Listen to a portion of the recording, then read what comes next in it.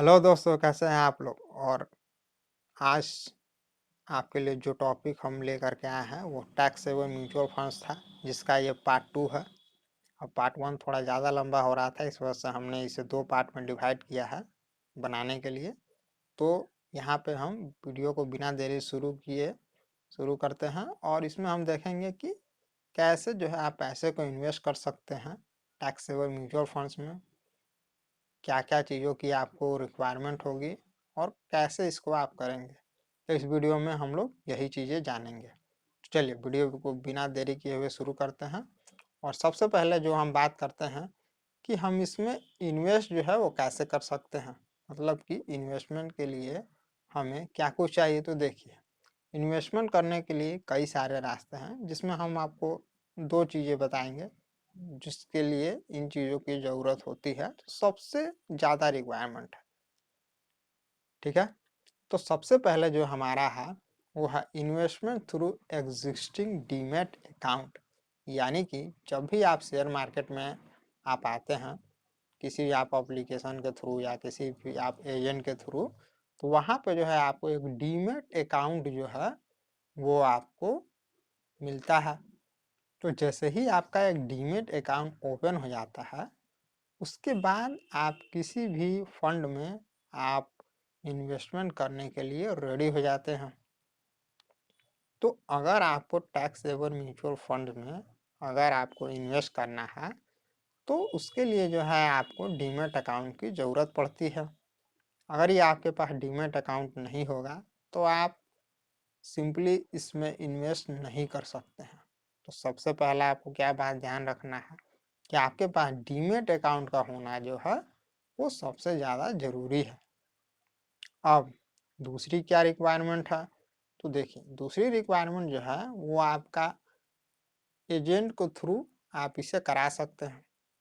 अब देखिए, पहले के टाइम में जो है वो ऑफलाइन जो है वो सारे डीमैट अकाउंट जो है वो ओपन होते थे। ठीक है, पर आज के टाइम में जो है आप इसे ऑनलाइन जो है ओपन कर सकते हैं, वो भी आराम से, कोई भी दिक्कत नहीं होने वाली है। तो सबसे बेस्ट मेथड क्या है, सबसे बेस्ट मेथड है कि आप ऑनलाइन चले जाइए। ऑनलाइन जाने का क्या फ़ायदा है कि सबसे पहली बात कि जो आपका ब्रोकरेज होता है वो आपका, यानी कि एक तरीके का फीस होता है जो आप अपने एजेंट को देते हैं। तो वहाँ पे जब आप ऑनलाइन प्लेटफॉर्म के थ्रू जाते हैं तो वहाँ पे आपको कम ब्रोकरेज देना पड़ता है। वहीं अगर आप एक ऑफलाइन एजेंट के थ्रू जाएंगे या आप डीमैट अकाउंट को ओपन कराएंगे और आप उसके थ्रू पैसे को इन्वेस्ट करेंगे, तो वहाँ पे आपको ज़्यादा पैसे देने पड़ेंगे। अब अलग अलग जो एजेंट होते हैं ऑफलाइन, वहाँ पे अलग अलग आपको फीस भी देखने को मिलेगा। कोई हो सकता है 1% चार्ज करे, कोई हो सकता है 2% चार्ज करे। तो 1-2% जो है वो वैल्यू बहुत ज़्यादा मायने रखता है जब आप इसमें काफ़ी ज़्यादा पैसे लगाते हैं।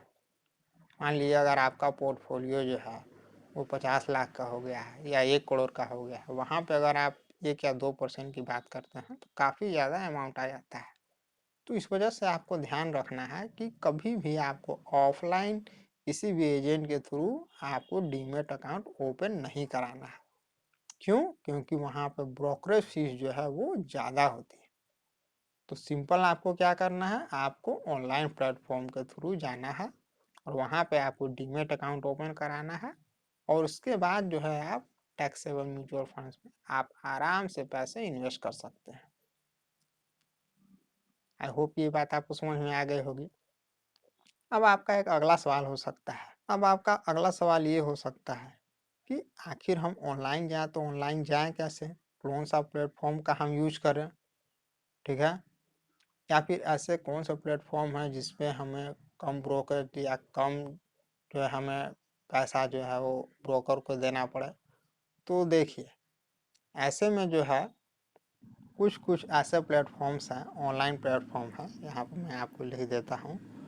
ये ऑनलाइन प्लेटफॉर्म्स हैं जो कि आपको कम ब्रोकरेज में भी आपका इन्वेस्टमेंट जो है उसको अच्छे तरीके से मैनेज करते हैं, जहाँ पे आपको कम फीस देनी पड़ती है। तो जैसे कि एक हो गया ग्रो। ठीक है, ग्रो एप्लीकेशन, इसके अलावा एक हो गया जीरोधा, दूसरा। इसके अलावा तीसरा मेथड है जिसमें कि आप देख सकते हैं, इसका नाम है अप स्टॉक। और आप और भी जानना चाहते हैं तो एक एंजल वन है।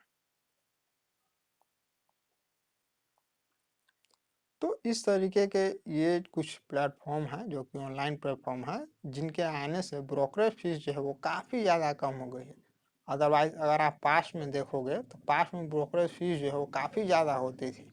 जब ये सारे प्लेटफॉर्म उपलब्ध नहीं थे तो आपको काफ़ी ज़्यादा पैसे जो है आपको ब्रोकर को देने पड़ते थे, उनकी एक बड़ी हिस्सेदारी हो जाती थी। पर आज के डेट में ऐसा नहीं है, आज सारी चीज़ें ऑनलाइन है, तो ऑनलाइन के थ्रू आप पैसे आराम से इन्वेस्ट कर सकते हैं। और ब्रोकरेज फीस जो है वो भी आपको कम देना है, यानी कि आपका प्रॉफिट भी जो है वो भी ज़्यादा हो गया। ये कुछ प्लेटफॉर्म्स है, आपको इन बातों का ध्यान रखना है। अगेन ये कोई एक स्पॉन्सरशिप वीडियो नहीं है, ये बस एजुकेशन पर्पस के लिए बनाया गया है। इस बात का आपको ध्यान रखना है और आपको अपना रिसर्च अच्छे से करना है। अब अगला सवाल है कि आप कितना पैसा जो है वो सेव कर सकते हैं एक साल में। एक साल में जो है आप जो पैसा सेव कर सकते हैं ये लेस के थ्रू, ठीक है, उसमें मैक्सिमम आप 1.5 लाख रुपए तक ही आपको छूट मिल सकता है। यानी कि ये पैसे अगर आप इन्वेस्ट करते हैं ये कुछ फंड्स में जो हमने आपको बताया है, उस फंड में इन्वेस्ट करने के बाद आपको मैक्सिमम 1.5 लाख तक का ही आपको छूट मिलेगा। इससे ज़्यादा अगर आपका जाएगा तो आपको टैक्स पे करना होगा। बात समझ में आ गई। अब जो हमारा आखिरी सवाल है कि इसके डिसएडवांटेजेस क्या क्या है। अब ऐसा तो हो नहीं सकता है कि टैक्स सेवर म्यूचुअल फंड का सिर्फ प्रॉफिट ही प्रॉफिट हो, उसके कुछ नुकसान भी हो सकते हैं। तो नुकसान के ही बारे में हमें जानना जरूरी है, तभी तो हम कोई भी फंड को ले सकते हैं।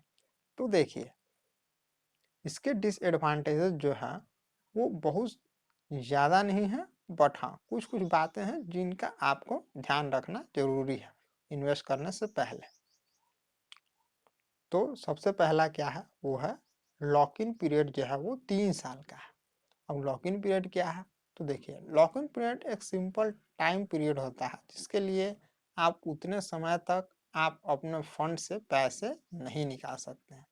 यानी कि अगर आपने किसी भी एक टैक्स सेवन म्यूचुअल फंड में आपने पैसा अगर दे दिया तो वहाँ पे 3 सालों तक आप पैसे को निकाल नहीं सकते हैं।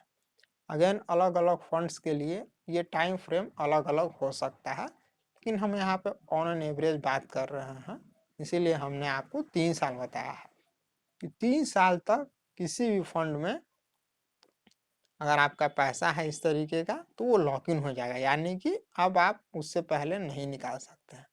अगर आप निकालना चाहते हैं तो उसके लिए आपको पेनाल्टी देना होगा।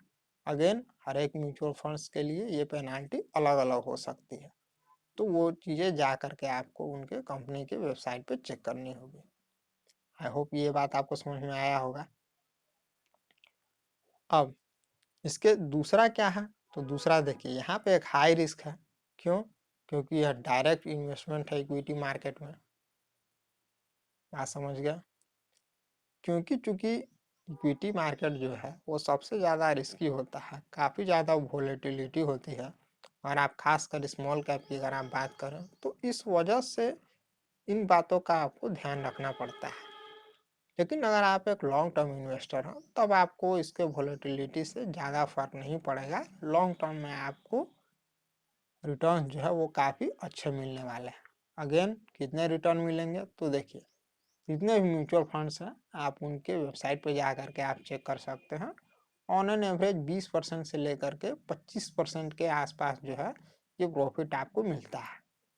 तो आप देख सकते हैं जा करके उनके वेबसाइट पे कि कितना प्रॉफिट जो है वहाँ पे बनता है। पर अगेन एफडी से तो काफ़ी बेहतर है, जहाँ पे एफडी पे आपको 6 से 8% तक का ही मिलता है। यहाँ पे आपको टैक्स बेनिफिट भी मिल जा रहा है और आपको 20 से 25% का रिटर्न भी मिल जा रहा है। तो ये तो काफ़ी फायदे की बात है। तो आपको इसे इस तरीके से देखना है कि अगर आप एफडी में पैसा नहीं इन्वेस्ट करना चाहते हैं और आप टैक्स भी बचाना चाहते हैं तो आप यहाँ पे आ सकते हैं। अब इसका जो सबसे आखिरी जो है डिसएडवांटेज वो है कि इस टैक्स फंड में सिर्फ 1.5 लाख रुपए तक ही आप छूट ले सकते हैं। ये इसका डिसएडवांटेज भी है। सरकार अगर इसे 2 लाख या 3 लाख रुपए तक अगर करती तो लोगों को ज़्यादा फायदा होता, बट टैक्स बेनिफिट जो है वो लिमिटेड है, यानी कि इससे ज़्यादा आपको छूट नहीं मिल सकता है। तो आई होप इस वीडियो में आपको समझ में आया होगा कि क्या क्या इसके एडवांटेजेस है, यानी कि क्या क्या नुकसान है, आपको कितना तक का आपको बेनिफिट हो सकता है और किस तरीके से आपको सोचना है और किन किन बातों का आपको पैसे को इन्वेस्ट करने से पहले ध्यान रखना है। तो मिलते हैं अगले वीडियो में और इसी तरीके से आप हमारे वीडियो को देखते रहें। Take care.